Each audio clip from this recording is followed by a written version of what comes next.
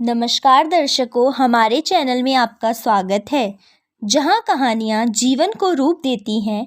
आज हम आपके साथ एक खास कहानी साझा करने वाले हैं। वह कहानी जो भाई बहन के बीच संवेदनशीलता, विश्वास और साथीयता का सुंदर बंधन बनाती है। जब हम प्यार, विश्वास और भाई बहन के बंधन की महोत्सवी स्थिति मनाते हैं, जिसे हम भाई दूज के रूप में जानते हैं, तो हम एक उदाहरणीय यात्रा पर निकलते हैं जिसमें परंपराओं, भावनाओं और संबंधों की भावना समेटी गई है। तो आराम से बैठिए, आराम से देखिए और इस त्योहार की कहानी के जादू में खो जाइए। तो चलिए भाई दूज का जश्न मनाने का आनंद लेते हैं और इसकी कथा को शुरू करते हैं। भगवान सूर्य नारायण की पत्नी का नाम छाया था। उनकी कोख से यमराज तथा यमुना का जन्म हुआ था। यमुना यमराज से बड़ा स्नेह करती थी। वह उससे बार बार निवेदन करती कि इष्ट मित्रों सहित उसके घर आकर भोजन करो। अपने कार्य में व्यस्त यमराज बात को टालता रहा। कार्तिक शुक्ला का दिन आया।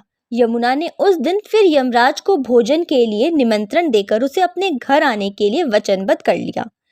यमराज ने सोचा कि मैं तो प्राणों को हरने वाला हूँ, मुझे कोई भी अपने घर नहीं बुलाना चाहता।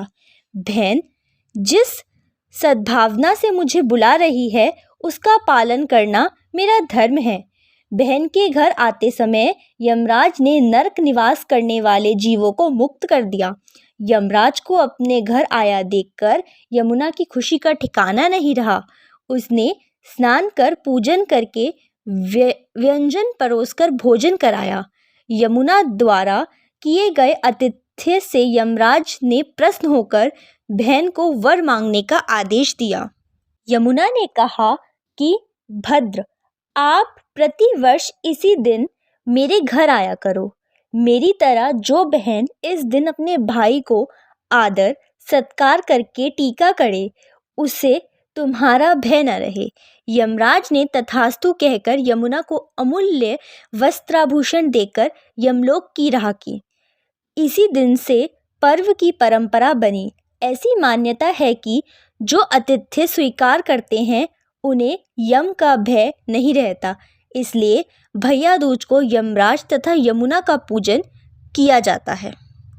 आइए भाई दूज की पूजन विधि जानें। सुबह उठकर स्नान कर तैयार हो जाएं। सबसे पहले बहन भाई दोनों मिलकर यम, चित्रगुप्त और यम के दूतों की पूजा करें तथा सबको अर्घ्य दें।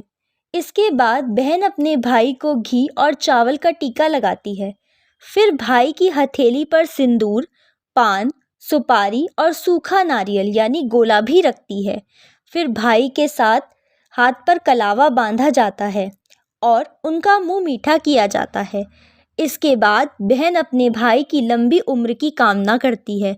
भाई अपनी बहन को उपहार देते हैं। धन्यवाद दर्शकों कि आपने हमारे साथ इस प्यार भरी भाई दूज कहानी का संवाद साझा किया। भाई बहन के बंधन की इस महत्वपूर्ण कहानी के माध्यम से हमने आपके दिल को छूने की कोशिश की।